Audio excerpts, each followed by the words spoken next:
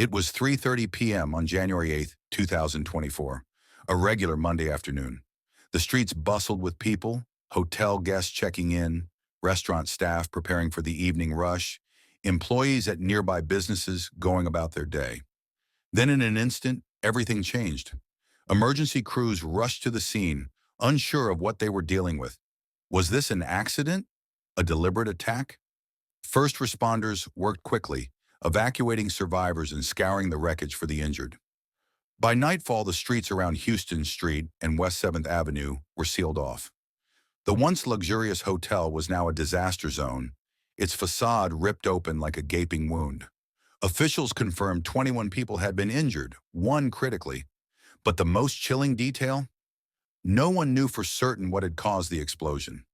What happened inside the Sandman Hotel that afternoon? Was it a tragic accident or something far more sinister? The answers, authorities would soon learn, were buried beneath the rubble. The Sandman Signature Hotel stood in the heart of downtown Fort Worth, Texas, a historic structure with more than a century of stories embedded in its walls. Originally known as the W.T. Wagoner Building, it had long been a landmark of the city's rich history. But on January 8th, 2024, it became the site of one of Fort Worth's most terrifying disasters. At 3:30 p.m., an explosion tore through the building's lower floors. The blast was so powerful that it shattered windows, hurled debris into the street, and sent people running for cover. The damage was centered on the first floor, basement, and sub-basement, where the force of the explosion collapsed walls, twisted metal, and left gaping holes in the structure.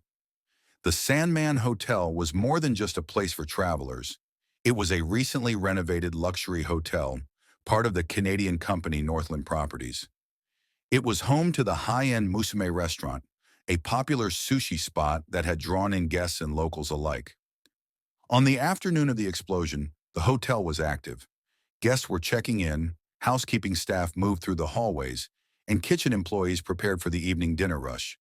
The basement and sub-basement were key operational areas, housing maintenance equipment, storage, and possibly gas lines. Details that would become critical in the investigation. Within minutes, Fort Worth Fire and Rescue arrived at the scene. The impact was severe. 21 people were injured, with one person in critical condition and others sustaining serious burns, broken bones, and head injuries. A particularly harrowing call came from a couple trapped inside an elevator as the explosion rocked the building. The woman's voice trembled as she told the dispatcher, "There's smoke everywhere. We can't breathe." The elevator, filled with thick fumes, became a death trap, but miraculously the doors eventually opened, allowing them to escape on the street. Witnesses described metal fragments raining down, the sharp scent of gas hanging in the air. One man walking home at the time recalled hearing the explosion before seeing a wave of debris crash into the sidewalk. "It was like a bomb went off," he later told reporters. Investigators immediately suspected a gas explosion. Witnesses reported smelling gas before and after the blast, and emergency crews quickly shut off gas lines to prevent further danger. However, key questions remained unanswered. Was this an accident or was negligence involved? Had there been warning signs of a leak? Did the explosion start the gas leak, or did a leak trigger the blast? As firefighters combed through the wreckage, searching for a cause, another detail emerged. A legal battle was already brewing. Victims began filing lawsuits against Atmos Energy, the Musume restaurant, and the Sandman Hotel's ownership. The hunt for answers had only just begun. January 8th, 2024, 3:29 p.m. Inside the Sandman Signature Hotel, business carried on as usual. The restaurant staff at Musume prepared for dinner service, guests checked into their rooms, and employees moved through the hallways, unaware that disaster was seconds away. At 3:30 p.m., everything changed. A violent explosion tore through the lower levels of the hotel. The shock wave traveled upward, blasting out windows and sending glass, metal, and debris raining onto Houston Street. Onlookers screamed and ran for cover as a massive cloud of dust and smoke filled the air. Inside the hotel, the worst damage was centered on the basement, sub-basement, and first floor. A structural collapse left several people trapped beneath the rubble. One employee, Mike Lopez, suffered severe burns and was rushed to the Parkland Hospital burn unit for emergency treatment. Another, Carmen Hermosillo, was buried under debris with a broken leg and back injuries. It would take hours for first responders to pull her out.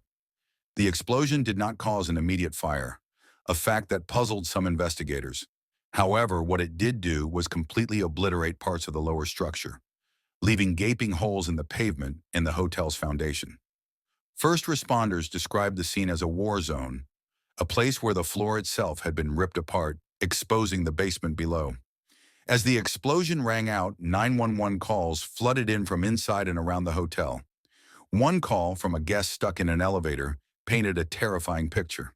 "We can't breathe," the woman told dispatchers. "There's smoke in here. We're trapped." Seconds later, the call cut out. Another horrified witness described seeing people hanging from broken windows, screaming for help. A hotel worker ran toward the wreckage, desperately trying to reach co-workers who were trapped below ground. On the street, panicked bystanders filmed the scene as pieces of metal and shattered glass clattered to the pavement. The explosion was so powerful that surrounding buildings were immediately evacuated, while others were placed under a shelter-in-place order. Authorities feared the possibility of a secondary blast, or that the structure might collapse completely. Fort Worth Fire Chief Jim Davis arrived on the scene within the hour. What he saw raised more questions than answers. "The destruction is massive," he told reporters. "But what we don't know yet is exactly what caused this." Investigators worked quickly, focusing on the hotel's gas lines, the restaurant's kitchen, and possible maintenance issues in the sub-basement. Fire crews cut off all gas to the building, but an unsettling mystery remained. Had there been any warning signs? As news spread, Atmos Energy, the company responsible for the area's gas supply, released a statement. They claimed there was no indication their system was involved in the explosion. But conflicting reports soon emerged. Some witnesses said they had smelled gas in the area in the days leading up to the incident. By the end of the day, lawsuits had already begun to surface. Victims, including employees and guests, filed legal claims against Atmos Energy, the Musume restaurant, and the hotel's ownership. The central allegation? Negligence. But despite these claims, investigators still had no definitive answer. What had really happened beneath the Sandman Hotel? The truth was about to unfold, piece by piece.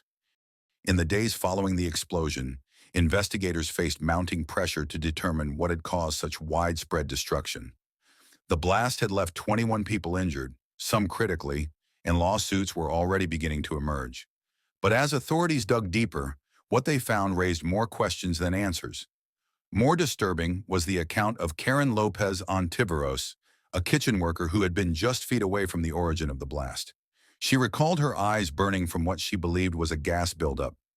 Just moments before the explosion, she and others saw a blue flame ignite in the kitchen, triggering the deadly blast. Despite these warning signs, no evacuation was ordered. However, lawsuits soon challenged that claim. At least 10 separate legal actions were filed, naming Atmos Energy, the Sandman Hotel's owners, Northland Properties, and Rock Libations, the parent company of Musume Restaurant, as defendants. Plaintiffs argued that negligence and failure to address prior warning signs led to the explosion. As legal battles intensified, federal investigators faced their own set of complications. The OSHA Compliance Safety and Health Officer, CSHO, assigned to the case missed months of work due to emergency surgery, and no other investigator was assigned to continue the probe. Incredibly, no notes, interviews, or photos were recorded for the investigation. By the time officials revisited the case, the statute of limitations had expired, meaning no violations or fines could be issued. This failure left victims without formal conclusions from the federal government. It also meant that no regulatory changes or safety violations were enforced, leaving the question of accountability entirely in the hands of the civil lawsuits. Among the lawsuits, the most significant came from Karen Lopez Ontiveros, the critically injured kitchen worker. She suffered severe burns, broken ribs, punctured lungs, and other life-altering injuries. Her lawsuit demanded $177 million in damages, citing gross negligence on the part of the hotel, the restaurant, and Atmos Energy. Other lawsuits followed, each one pointing to an alleged failure to respond to the reported gas leaks. Plaintiffs argued that if action had been taken earlier, the explosion might have been prevented. But with OSHA's investigation closed without findings, the fight for justice would have to play out in the courtroom. As the lawsuits moved forward, one pressing question remained. Would anyone be held accountable, or would this disaster become another unsolved tragedy? Months after the explosion, the lawsuits remained unresolved, and many victims were still recovering from their injuries. The legal process was moving slowly, with Atmos Energy, Northland Properties, the hotel's owner, and Rock Libations, which owns Musume Restaurant, all named in lawsuits. Each defendant denied responsibility, leaving the victims to fight for accountability in court. Despite witness accounts of a gas smell before the explosion, Atmos Energy insisted that its system had no leaks or faults. However, plaintiffs pointed to past incidents involving Atmos, where explosions had allegedly occurred under similar circumstances. This raised concerns about whether gas line issues were ignored. The failure of OSHA's investigation only deepened public frustration. With no federal findings or violations issued, there was no official confirmation of negligence, forcing victims to rely on civil litigation for justice. For survivors like Karen Lopez Ontiveros, life would never be the same. Her severe burns, lung damage, and broken bones left her with lasting pain and trauma. Others who were trapped under the rubble faced years of physical therapy and emotional recovery. Meanwhile, the Sandman Hotel remained closed for months as crews worked to repair the structural damage caused by the explosion. The once bustling restaurant, Musume, was forced to relocate temporarily while investigations and legal battles continued. As of now, no criminal charges have been filed, and the lawsuits remain ongoing. With OSHA's failure to investigate properly, the case has become a symbol of regulatory oversight failures. Victims and their families continue to push for answers, but whether they will receive true justice remains uncertain. The Fort Worth hotel explosion left more than just physical destruction. It shattered lives and exposed serious questions about corporate responsibility, safety regulations, and accountability. For those affected, one question remains. Will anyone be held accountable, or will this disaster fade into history as just another unsolved tragedy? And that concludes our deep dive into this fascinating case. What are your thoughts? Let us know in the comments below. We'd love to hear your perspective.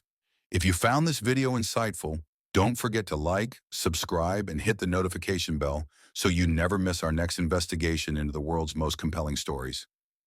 Thanks for watching, and until next time, stay curious and stay safe.